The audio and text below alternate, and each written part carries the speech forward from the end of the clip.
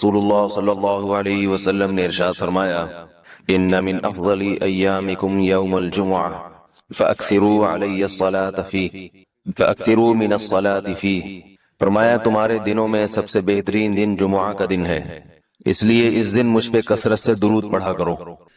فإن صلاتکم معروضۃ علی، اس لیے کہ تمہارا درود مجھ تک پہنچایا جاتا ہے۔ صحابی نے پوچھا یا رسول اللہ کیف تعرض علیک صلاتنا وقد ارمت، ہمارا درود آپ تک کیسے پہنچایا جائے گا جبکہ آپ جب دنیا سے جائیں گے قبر میں جسم آپ کا ختم ہو جائے گا تو ہمارا درود آپ تک کیسے پہنچے گا؟ تو آپ صلی اللہ علیہ وسلم نے فرمایا ان اللہ حرم علی الارض اجساد الانبیاء، اللہ تعالیٰ نے پیغمبروں کے جسموں پر زمین پر پیغمبروں کے جسموں کو حرام کر دیا، زمین کسی پیغمبر کے جسم کو کبھی ختم نہیں کرتی۔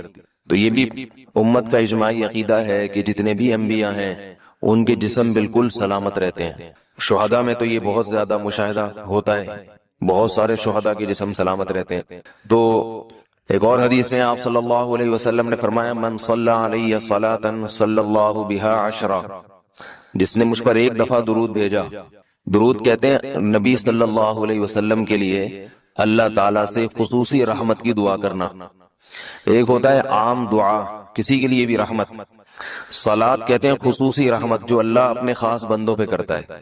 اس لیے صلاۃ کا جو لفظ ہے نا، یہ درود اور صلاۃ یہ پیغمبر کے علاوہ کسی کے لیے جائز نہیں ہے، کیونکہ یہ صلاۃ خاص کس کے خاصہ ہے؟ یہ پیغمبروں کا۔ اس لیے ہم اللہم صلی علی محمد تو کہہ سکتے ہیں لیکن یوں نہیں کہہ سکتے اللہم صلی علی فلان۔ تو صلی جو ہے نا صلاۃ، یہ خاص قسم کی رحمتیں ہوتی ہیں جو اللہ پیغمبروں پر بھیجتے ہیں۔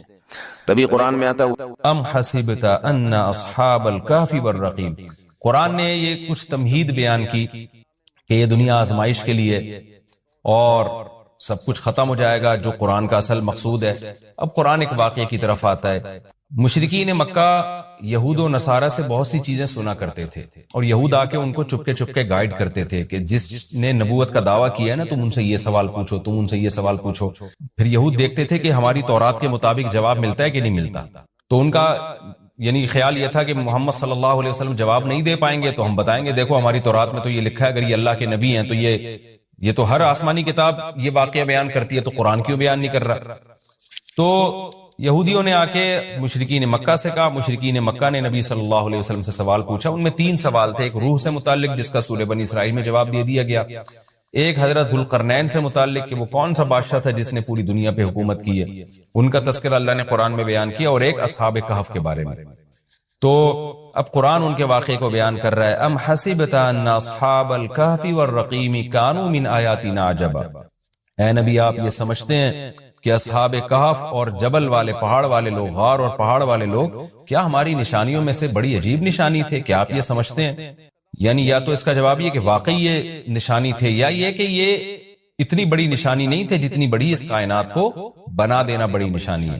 اذ اول فتیتو، اللہ نے اس واقعے کو بیان کیا، اس وقت کو یاد کرو جب چند نوجوانوں نے ٹھکانہ پکڑا الی الکہف، ایک بڑے غار کی طرف، فقالو، پھر کہنے لگے۔ اب دیکھیں قرآن جب واقعہ بیان کرتا ہے نا تو سوال تو مشرکین نے اصحاب کہف کا پوچھا تھا، بتا دیا جاتا بھئی ایک زمانے میں اصحاب کہف تھے جو مشرک بادشاہ تھا جس کے ظلم سے تنگ آ کے وہ علاقہ چھوڑ کے چلے گئے اور 300 سال غار میں رہے اور پھر 300 سال کے بعد واپس آئے اور لوگوں نے پھر بڑی عقیدت کی، محبت کی، بس اتنا کافی تھا۔ لیکن قرآن واقعہ اس انداز سے بیان کرتا ہے کہ اس میں اسباق ملنا شروع ہو جائے، ہمیں اس میں اسباق ملنا شروع ہو جائے۔ اب دیکھیں شروع کیسے کیا جا رہا ہے۔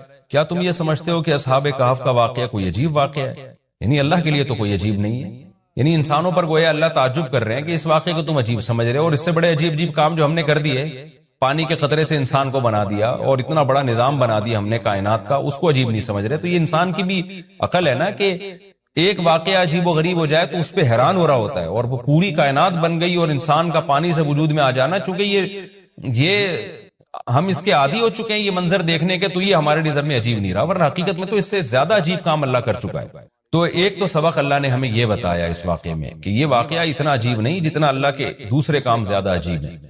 تو قرآن واقعہ بیان کرتا ہے اس انداز سے تاکہ ہمیں اس سے اسباق ملیں۔ اذا والفتیۃ الی الکہف، نوجوانوں نے غار میں پناہ لی، فقالوا ربنا، اور کیا کہنے لگے، اے ہمارے رب، آتنا من لدنک رحمہ، تو دے ہمیں اپنی طرف سے رحمت، اور ہیئ لنا من امرنا رشدا، ہمارے معاملے میں کوئی رشد کا انتظام کر دے، یعنی درستگی کا انتظام کر دے۔ اس میں کیا سبق ملتا ہے کہ جو مشرک بادشاہ تھا، کافر بادشاہ تھا، چند نوجوان اسلام لے کر آئے، اللہ کے برحق دین کو قبول کیا، ان کو یہ یقین تھا کہ ہم اس علاقے میں رہ کر اپنے دین اور مذہب پہ قائم نہیں رہ سکتے، لہذا انہوں نے ارادہ کیا ہم ہجرت کرتے ہیں۔ تو اب ہجرت کر کے جائیں کہاں؟ تو اللہ سے دعائیں مانگ رہے ہیں۔ اس سے کیا پتہ چلتا ہے کہ جب آپ کے لیے کسی علاقے میں رہ کر دین پر چلنا ناممکن ہو تو آپ پر لازم ہے کہ آپ اس علاقے کو چھوڑیں، ایک بات۔ نمبر دو، چھوڑ کر آپ اللہ پہ اعتماد اور توکل کریں کہ جس اللہ نے مجھے یہاں کھلایا وہ کہیں اور بھی کھلا سکتا ہے۔ نمبر تین، اللہ سے دو قسم کی دعائیں مانگیں۔ نمبر ایک، اے اللہ تو میرے لیے رحمت کا انتظام کر دے، یعنی اپنا رحم کر تاکہ تیری رحم کی وجہ سے ہمارے لیے معاملات آسان ہو جائیں۔ نمبر دو، تو ہمیں گائیڈ کر، ہیئ لنا من امرنا رشدا کا مطلب سیدھا راہ دکھا، ہمیں بتا کہ ہم نے جانا کہاں ہے، کس ملک میں اسٹے کرنا ہے، سفر کیسے کرنا ہے۔ یہ بالکل ایسے ہی ہے جیسے موسیٰ علیہ السلام سے غلطی سے قتل ہو گیا، تو اب مدین سے جب نکلنا تھا، مصر سے جب نکلنا تھا تو راستہ معلوم نہیں تھا، تو وہاں بھی اللہ تعالیٰ سے آپ موسیٰ علیہ السلام نے دعا مانگی کہ وَلَمَّا تَوَجَّهَ تِلْقَاءَ مَدْيَنَ قَالَ عَسَىٰ رَبِّي أَن يَهْدِيَنِي سَوَاءَ السَّبِيلِ، مجھے امید ہے میرے رب مجھے سیدھا راستہ دکھائے گا۔ تو جب انسان کو راستے معلوم نہ ہو، گائیڈنس نہ مل رہی ہو کہ جانا کہاں ہے، کہاں اسٹے کرنا ہے، تو ایسے موقع پہ اللہ سے سیدھے راستے کی دعا مانگنی چاہیے۔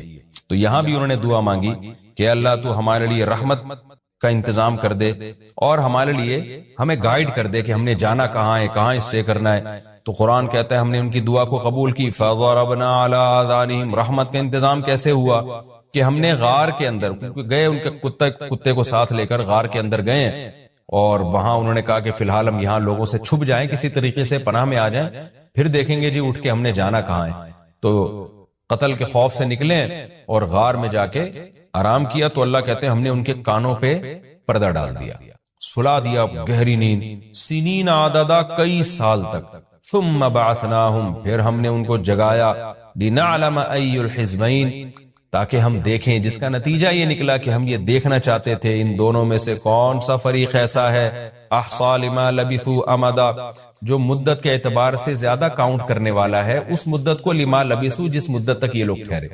یعنی اللہ تعالیٰ بھی گویا ان کو دیکھ کے خوش ہو رہے ہیں کہ دیکھیں ان کے آپس میں تبصرے کیا ہوتے ہیں، کیونکہ کسی کے ساتھ ایسا کبھی نہیں ہوا۔ تو اب جب یہ اٹھیں گے تو اللہ کی گویا کہ اللہ تعالیٰ بھی ان کی بات کو دیکھ کرنا ایک خوش ہو رہے ہیں ان کو دیکھ کے کہ دیکھو میں یہ باتیں آپس میں کیا کرتے ہیں۔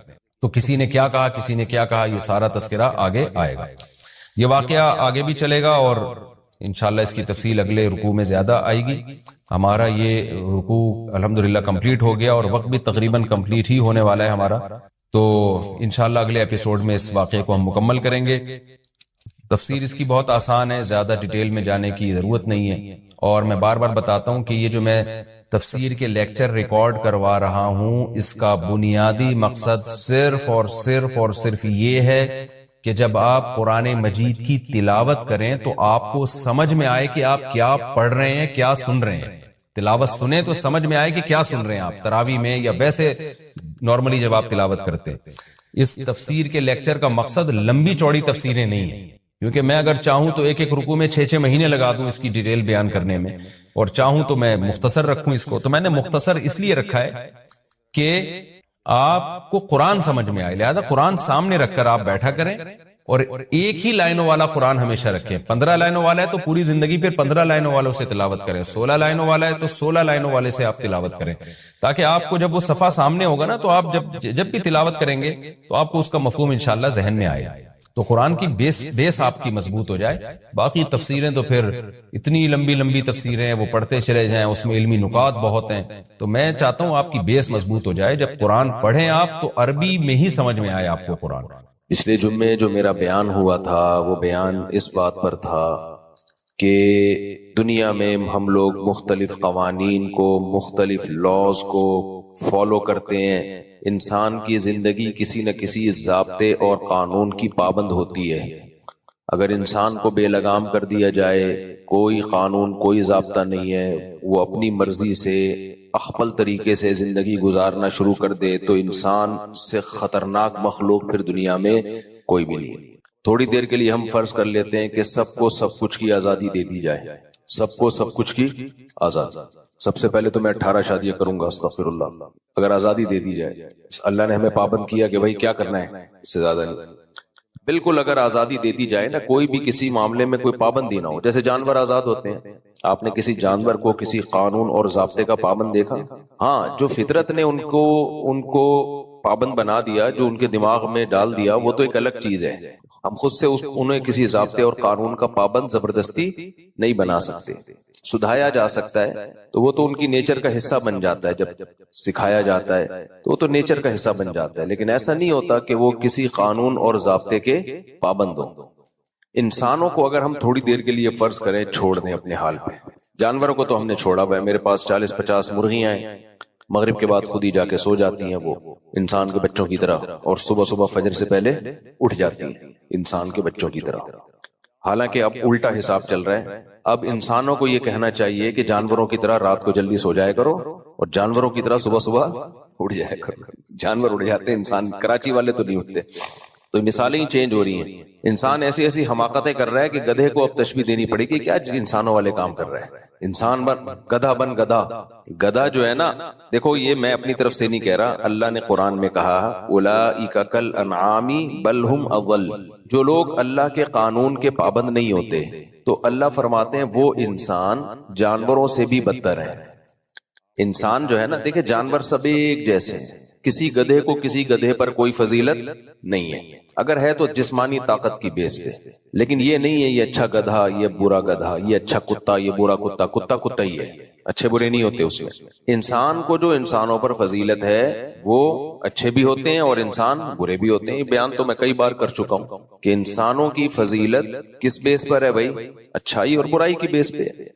صحت کی بیس پہ انسانوں کو فضیلت نہیں ہے، اس کو جزوی فضیلت کہتے ہیں، جزوی۔ موضوع سے میں ہٹ نہ جاؤں، وہ میں نے مثال دینی ہے کہ انسان روٹین کا پابند ہوتا ہے، جانور نہیں ہوتے، یعنی قانون کا۔ یہ میں مثال سے ہٹ نہ جاؤں، یہ مجھے یاد دلانا ہے کیونکہ میں دائیں بائیں بہت چلا جاتا ہوں پھر۔ تو انسان جو ہے، انسان وہ اچھے بھی ہوتے ہیں برے بھی ہوتے ہیں، اور جانور کیا ہوتے ہیں؟ سارے ایک ہی جیسے ہوتے ہیں۔ اب انسان کی اچھائی اور برائی اس میں دیکھا جاتا ہے، کچھ لوگ صحت مند ہوتے ہیں، کچھ کمزور ہوتے ہیں۔ ہم صحت مند کو کہتے ہیں اچھا ہے یہ، کمزور کو کہتے ہیں اچھا نہیں ہے، تو اس کو کہتے ہیں فضیلت جزوی۔ دیکھو کسی بھی جنس کو، کسی بھی نوعیت کو جو فضیلت حاصل ہوتی ہے نا، وہ فضیلت دو طرح کی ہوتی ہے، اس مضمون کو خوب اچھی طرح سمجھیں۔ ایک فضیلت کی بنیاد یہ ہوتی ہے کہ جو اصل ہے اس میں مثالوں سے بات سمجھاتا ہوں، جو میرے پرانے بیان سن رہے ہیں ان کو تو یہ بات بہت واضح ہوگی کہ آپ نے مزدور کو بلایا کنواں کھدوانے کے لیے، 4 مزدور آئے آپ کے پاس، کیا کھودنے کے لیے؟ کنواں۔ اب چاروں میں سے ایک کو ٹھیکہ دینا ہے آپ نے، اصل کام ان کا کیا ہے؟ کنواں کھودنا۔ ایک کو آپ نے کام دیا کہ یار میں دیکھتا ہوں تو آدھے گھنٹے میں کتنا کھودتا ہے کنواں۔ اچھا، ان کو باقاعدہ ملازمت پہ رکھنا ہے آپ نے کہ جہاں بھی کنواں کھدوانا ہوگا اس سے کھدواؤں گا میں، کام اس کے ذمہ یہ ہے۔ اب آپ نے ٹیسٹنگ کے لیے تنخواہ بھاری بھرکم رکھی ہے، آپ نے ٹھیک ٹھاک تنخواہ ہے، تو اس میں آپ بغیر امتحان کے سلیکشن کر لو گے؟ ہے بھائی یہ بھاری بھرکم تنخواہوں پہ میں نے ایک بندہ رکھنا ہے جس کا کام بورنگ کرنا ہو، کنواں کھودنا ہو، تو پھر آئندہ جب بھی مجھے کوئی پروجیکٹ ملے گا کنواں کھودنے کا، کوئی ٹھیکہ ملے گا، تو میں نے اپنا یہ ملازم رکھنا ہے۔ تو 4 آدمیوں میں سے ایک کو آپ نے سیلیکٹ کرنا ہے۔ اب آیا ایک مزدور، آپ نے کہا یار ہم اسے آزماتے ہیں، کنواں کھدوایا، آدھے گھنٹے میں دیکھتا ہوں تو کتنا کھود کے دکھاتا ہے۔ آدھے گھنٹے میں بمشکل 1 انچ کھودا اس نے، لیکن ہے یہ بڑا ہینڈسم، اسمارٹ، خوبصورت۔ یہ مزدور کیا ہے؟ بڑا اٹریکٹیو، بڑا ہینڈسم۔ سائٹ پہ کر لیا آپ نے اس کو، دوسرے کے ذمہ لگایا کھود بھائی، اس نے بھی 1 انچ آدھے گھنٹے میں کنواں کھودا۔ یہ دوسرا کیا ہے؟ سادات میں سے ہے۔ یہ دوسرا کیا ہے؟ سادات میں سے۔ نسب پہ بڑی فضیلت ہے اس کو، قریشی، ہاشمی، سید، نسب میں کیا ہے؟ زبردست۔ تیسرا، اس نے بھی آدھے گھنٹے میں 1 انچ 1.5 انچ کھودا، اس سے بھی نہیں کھود پا رہا اتنی تیزی کے ساتھ کنواں بھائی، لیکن اس میں وہ کیا ہے جی، بہت بڑا کوئی یوں سمجھیں کہ مشہور آدمی ہے، عزت ہے سوسائٹی میں، اس کی شہرت بہت ہے، پیسہ بہت ہے اس کے پاس، ارب پتی ہے، وہ کہہ رہا ہے میں کم تنخواہ پہ بھی گزارا کر لوں گا. چوتھا آپ کے پاس آئے، اچھا بلکہ ہم یوں کہہ لیتے ہیں کہ اس میں کوئی اور ایسی نسب کے علاوہ کوئی بھی لگا لو نا، اس مثال دینے پر